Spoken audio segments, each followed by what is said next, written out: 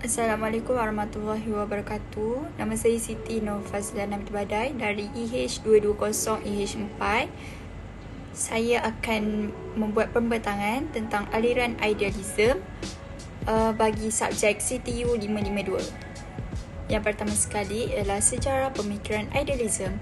Istilah idealism ini telah digunakan pada awal abad ke-18 dalam dunia falsafah oleh seorang ahli falsafah dan ahli matematik Jerman yang bernama Gottfried Wilhelm Leibniz. Leibniz juga telah memperkenalkan istilah ini pada pemikiran Plato.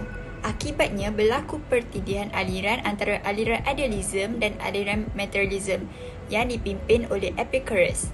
Teori ini telah dianggap sebagai teori yang penting untuk memberi gambaran kepada sesuatu peristiwa sosial yang berlaku, akan tetapi ia tidak tetap dan saling berubah kerana terdapat persamaan antaranya. Jadi, ia agak mengelirukan untuk membezakan kedua-dua teori ini. Istilah idealism telah diperkenalkan pada awal abad ke-17 hingga awal abad ke-20. Idealism merupakan istilah yang berasal dari dunia di dalam jiwa menurut Plato. Ia menganggap bahawa dengan pergantungannya pada jiwa dan roh akan menjadikan kita memahami sifat dunia ini. Ini menjadikan pemikiran hal-hal fizik menjadi rendah dan lebih menekankan perkara yang berasaskan idea. Idealism juga telah dianggap mental dan ideologi sebagai kunci kepada realiti. Mengikut seorang ahli falsafah barat dari Ireland iaitu George Berkeley, bahawa ciri-ciri objek fizikal adalah idea dan hal ini telah menjadikan ia diperlihatkan pada falsafah moden. Dalam meneliti pemikiran idealism, ia lebih kepada setiap kewujudan di dunia ini hanyalah di pemikiran atau di kepala sahaja. Namun begitu, terdapat satu lagi pemikiran yang berlawanan dengan pemikiran idealism, iaitu pemikiran realism. Di dalam pemikiran realism, ia menekankan bahawa kewujudan di dunia ini semuanya ialah realistik. Mengikut sejarah, dua aliran fahaman ini berkembang di barat, namun saling bertentangan antara satu sama lain. Para ahli idealis berpendapat bahawa semua kewujudan hanya di dalam kepala sahaja yang terhasil daripada panca indera yang menghasilkan ion di kepala.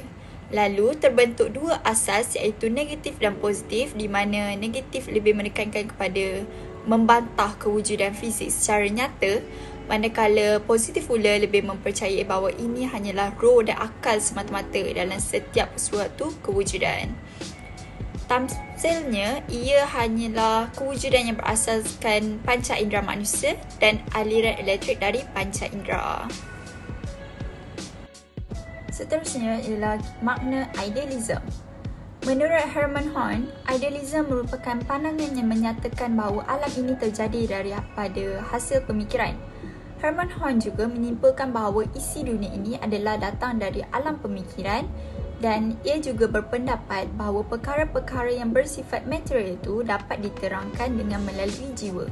Tambah lagi, Ahmad Tafsir juga telah menyatakan di dalam kajian falsafahnya bahawa idealism itu merupakan prinsip yang mempercayai bahawa dunia nyata hanya dapat difahami melalui pergantungan dengan jiwa dan roh. Istilah idealism ini telah dicetus daripada perkataan idea yang bermaksud sesuatu yang berada di dalam jiwa. George Arnott pula menyimpulkan bahawa idealism ini bermula dari suatu penegasan terhadap realiti. Idea, pemikiran, buah fikiran daripada bahan-bahan dan kebolehan material. Ia juga memandang bahawa idealism ini mementingkan fikiran sebagai asas bagi material dan mempercayai bahawa pemikiran itu adalah hakikat yang menghasilkan material. Jadi berasaskan tiga makna idealism daripada tiga tokoh yang berlainan ini, kita dapat menyimpulkan bahawa idealism merupakan aliran yang mempercayai bahawa sesuatu kewujudan itu terhasil dari cetusan pemikiran. Sesuatu bentuk wujud di dalam alam pemikiran dan bukan dalam bentuk material. Idealism juga percaya bahawa sifat sesuatu objek itu adalah spiritual, non-material dan idealistik. Pemikiran idealism ini sering disamakan dengan Plato. Plato merupakan penghubung kepada aliran idealism ini yang asalnya merupakan bapa falsafah idealism. Plato menyatakan bahawa di sebalik sesuatu material itu terdapat sebuah idea yang merupakan hakikat kepada bentuk-bentuk material. Idea itu tidak akan musnah dan bersifat kekal meskipun sesuatu kewujudan material itu telah hancur. Dalam usaha mencapai kebenaran yang mutlak, Plato berpandangan bahawa di dalam dunia realiti ini, kebenaran tidak dapat dicapai kerana dunia realiti ini bersifat tidak tetap dan sering berubah-ubah. Ini membawa kepada pengertian bahawa dunia material ini bukanlah dunia yang sebenar, tetapi ia hasil daripada panca indera. Beralih pula kepada jenis-jenis idealism. Terdapat 3 jenis idealism di dalam aliran idealism, iaitu idealism paradox, idealism subjektif dan idealism kritikan ataupun kritism. Pertama sekali, idealism paradox. Idealism paradox merupakan pemikiran yang diasaskan oleh Plato yang menganggap apabila melihat suatu objek atau bentuk atau gambaran yang terhasil sebagai akal Tuhan di mana terdapat gambaran bagi suatu gambar, ia menganggap bahawa sesuatu benda itu bukanlah hakikat berbentuk seperti itu. Sebaliknya, ia hanyalah gambaran di dalam minda sahaja. Ia menganggap ia bertentangan dengan pendapat umum tentang suatu bentuk. Seterusnya ialah idealism subjektif. Idealism subjektif ialah pemikiran yang disokong kuat oleh ahli falsafah Immanuel Kant dan George Berkeley. Pemikiran ini pula lebih menterjemah alam ini secara akal dan ia hanyalah wujud di dalam minda. Mereka lebih menganggap ia sebagai ilmu pengetahuan daripada bentuk atau gambaran yang terhasil daripada minda. Yang terakhir sekali ialah idealism kritikan ataupun kritism. Di dalam pemikiran ini, Immanuel Kant mengatakan bahawa semua kewujudan ialah datang dari lahiran psikologi. Kant juga menolak bahawa aliran ini sama dengan George Berkeley. Immanuel Kant juga menyatakan bahawa terdapat pelbagai idealism yang wujud, bukan satu sahaja yang wujud seperti dakwaan Berkeley yang beraliran idealism subjektif. Seterusnya ialah tokoh-tokoh aliran idealism. Terdapat beberapa ahli falsafah yang menyokong aliran idealism ini. Sebagai contoh, Plato, Fichte, Hegel, Schelling dan Immanuel Kant. Yang pertama membangunkan aliran ini adalah Plato. Plato merupakan seorang ahli falsafah Yunani yang terkenal. Plato juga merupakan anak murid kepada Socrates. Semua falsafah yang diajarkan oleh Plato meletakkan idea sebagai dasarnya. Plato berpendapat bahawa idea itu tidak dapat dicipta oleh pemikiran individu, tetapi pemikiran tergantung dari idea-idea. Idea juga merupakan suatu perkara yang objektif. Plato menerangkan idea menggunakan teori dunianya, iaitu yang pertama dunia yang meliputi perkara jasmani yang mengetengahkan panca indera, sifat dunia yang terus berubah dan tidak mempunyai kesempurnaan. Manakala dunia lain iaitu dunia idea ialah dunia yang bersifat tetap, abadi dan tentunya memiliki kesempurnaan. Keduanya ialah Fichte. Nama sebenarnya ialah Johann Gottlieb Fichte yang berasal dari Jerman dan merupakan seorang ahli falsafah dan ia juga belajar tentang teologi di Jena. Fichte juga pernah menyandang jawatan rektor Universiti Berlin pada 1810 sehingga 1812 Masihi. Pada pemikiran Fichte, manusia memandang suatu objek itu melalui panca inderanya. Dalam meneliti objek itu, manusia berusaha untuk mengetahui apa yang dihadapinya dan akan terhasil bentuk atau abstrak objek tersebut kepada pengertian yang difikirkan.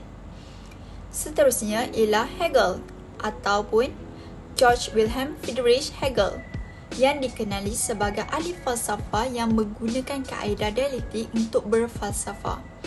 Pada pandangan Hegel, dialektik merupakan dua hal yang diperjuangkan lalu diamankan atau lebih dikenali sebagai tesis, antitesis dan sintesis.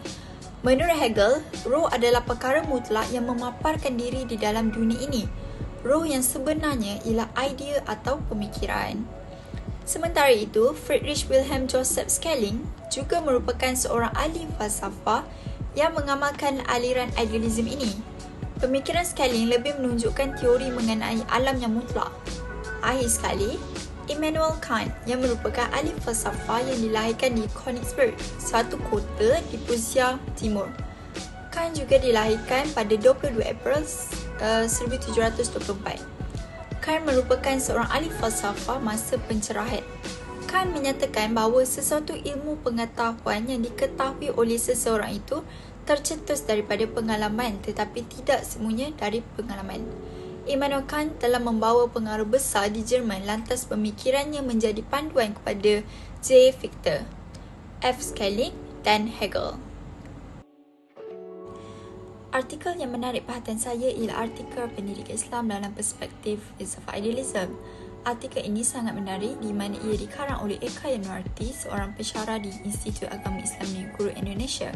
Perkara yang menarik tentang artikel ini di mana penulis membincangkan tentang maksud, sejarah, pemikiran dan tokoh-tokoh aliran idealism. Di samping itu, penulis juga mengupas tentang implikasi falsafah idealism dalam dunia pendidikan, terutamanya pendidikan Islam.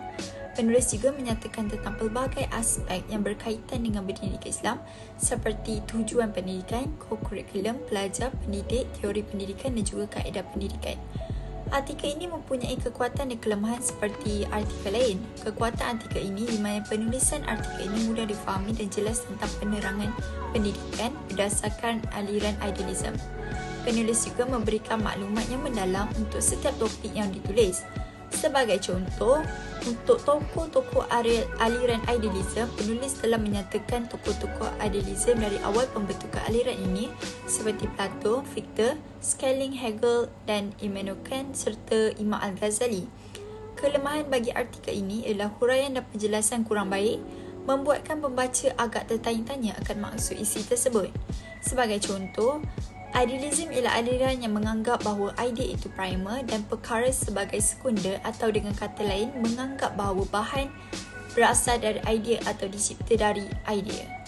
Seterusnya, maklumat baru yang diperoleh ialah tujuan pendidikan Islam bertujuan untuk hal-hal keagamaan dan akhlak di mana penekanannya diletakkan kepada Allah, bukan untuk mendapat kedudukan yang terpuji di kalangan masyarakat serta kemegahan dunia. Menurut Imam Al-Ghazali, tujuan pendidikan Islam terbahagi pada dua, iaitu jangka pendek dan jangka panjang.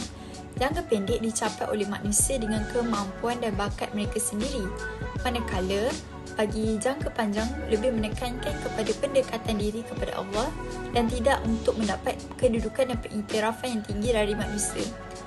Akhir sekali, bagi cadangan untuk menambah baik kandungan artikel, penulis perlulah membuat perbandingan bagi aliran idealism dengan aliran falsafah lain agar pembaca dapat memahami dengan jelas konsep idealism serta mengetahui perbezaan antara satu sama lain. Itu sahaja dari saya, Siti Nurfazlan Nabi Badai dari EH220 EH4. Sekian, terima kasih.